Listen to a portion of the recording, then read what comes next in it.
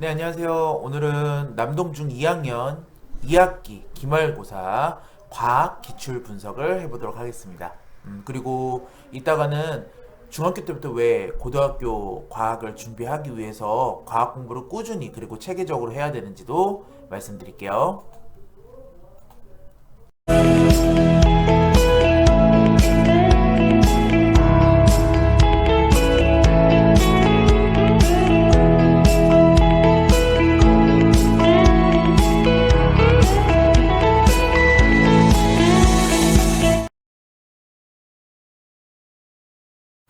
자, 같이 한번 보도록 하겠습니다.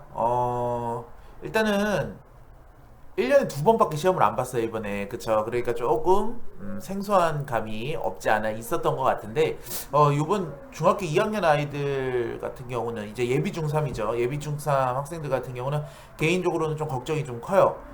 시험에 대한 것도 많이 경험해보지도 못하고, 또, 이 3학년 때도 시험을 뭐, 한 학기에 한 번을 볼지 두 번을 볼지도 모르는 상황에서 시험 점수가 우리 특목고나 자사고에 영향을 미치는 학생들 같은 경우는 시험을 두 번밖에 보지 않았기 때문에 수행평가하고 시험 점수가 좀 많이 중요해진 상황이에요. 거기다가 또 우리 남동준 같은 경우는 선다형만 보는 거죠. 그러니까 객관식 시험만 있기 때문에 난이도가 그렇게 높지는 않아요. 난이도가 높지 않은 상황에서 점수가 이제 A등급을 받으려고 이렇게 하는 학생들에게 조금 불리하게 작용되는 부분이 있기 때문에 그런 부분이 조금 걱정이 됩니다. 일단은 시험 분석부터 한번 봐볼게요. 자, 총 30문항이 나왔고요.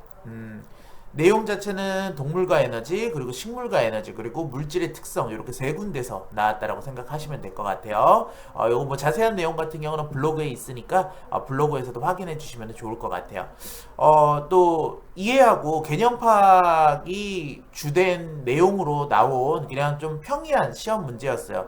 특히나 과학 관찰력을 요구해서 문제 유형이 많이 이렇게 출제가 되므로 내용 이해가 좀 정확하게 되지 않았고 뭐 교과서라든지 문제집이라든지에서 요 개념 파악이 되지 않은 학생들은 조금 더 어려웠을 것 같아요. 물질의 특정 단원에서는 고난이도 용해도 계산 문제하고 포화 상태의 특성의 문제 유형이 1번 문제로 출제되어서 난이도가 높지 않았었던 뭐 작년이나 재작년 기출 문제하고 유사하게 파악이 됐었어요. 원래는 거기서 좀 계산을 했었어야 돼요. 그러니까 용해도 계산이라던가 포함 문제 요게 좀 어려운 건데 저희 학생들 같은 경우도 작년하고 재작년 기출에 그게 안 나왔기 때문에 그 부분에 대해서 조금 더 공부를 시켰는데 혹시나 해서 이번에 출제가 되지 않았어요. 그러니까 남동준 같은 경우는 워낙 시험 문제가 어렵지 않은 편이기 때문에 요 남동중에서 점수 나온 것만으로 내가 고등학교 가서 잘하겠지, 뭐 특목 자사고 가서 잘 갈 수 있겠지, 요렇게만 생각해주면 조금 어렵다라는 얘기가 아까 그 얘기하고 지금 연결되는 거예요.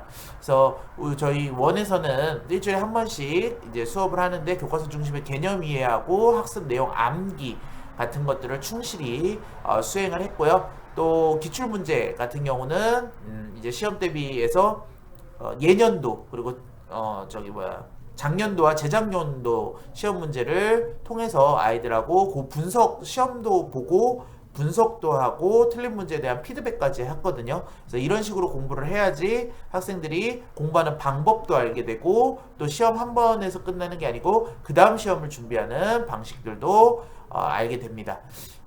최상의 문제는 출제가 되지 않았어요. 그래서 뭐 사고력, 약간의 사고력이에요. 정말로. 그렇게까지 어렵지 않았어요. 약간의 사고력을 묻는 한두 문항 빼고는 최상위 아까 용해도 뭐 그런 문제도 나오지 않았고요.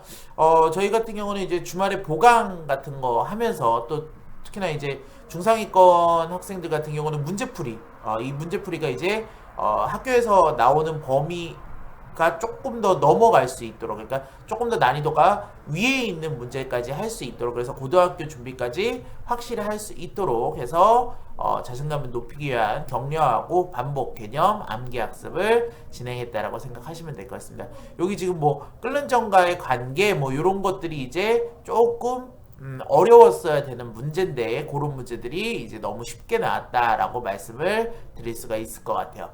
자, 고학 공부는 아까 중학교 때부터 왜 꾸준히 해야 되냐면요. 물론 뭐 외국 고등학교나 문과 성향을 지닌 학생들 같은 경우는 조금 해당되지 않을 수 있다라고 자꾸 생각을 할 수 있어요. 근데 고등학교 가서도 고등학교 1학년 때 공통과학, 고등학교 2학년 때도 선택 과목으로 과학 과목을 전략적으로 선택할 수 있는 일들이 많이 생깁니다. 고등학교 3학년 때도 마찬가지고요. 그렇기 때문에 과학에 대한 지식을 우리 중학교 때부터 확실하게 잡아 나가면서 그 과학은 사실은 이게 단계적으로 쌓이는 게 우리 수학하고 약간 비슷해요. 수학 같은 경우도 더하기 빼기 곱하기 나누기 못하면은 그 다음 뭐 1차 함수라든지 이런 거에서도 더하기 빼기 곱하기 나누기 절대 안 되고 1차 함수를 못하면 2차 함수도 안 되고 2차 함수 못하면 3차 함수 안 되고 뭐 방정식도 마찬가지고 도형도 마찬가지고요.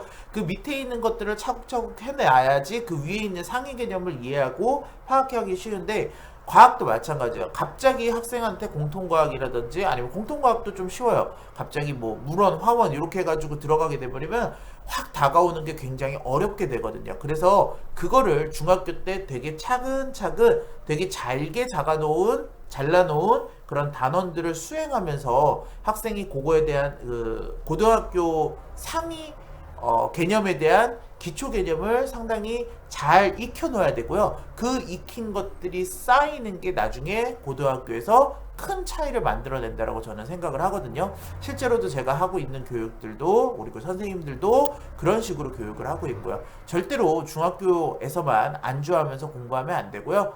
그리고 나 이거 이 정도는 충분히 학교 시험 혼자 할 수 있어 라고 하는 게 아니라 학교 시험 이상으로 생각을 하고 수업을 받아야 되고요. 그리고 그런 문제들도 다뤄봐야 되고 상위 개념들하고도 어떻게 연결되는지를 파악하는 학생, 그러니까 전체적으로 숲을 보는 학생하고 나무만 보고 공부하는 학생하고는 많이 차이가 난다라고 생각하시면 되겠습니다. 자, 오늘 남동준 2학년 2학기 기말고사 과학시험 기출 분석하고 왜 과학 공부를 중학교 때부터 꾸준히 해야 하는가에 대해서 말씀드렸고요. 저희 같은 경우는 토요일날 주 1회 1시간 반 이렇게 수업을 하고 있으니까요. 관심 있으신 분들은 문의 전화로 많이 연락 주시기 바라겠습니다. 감사합니다.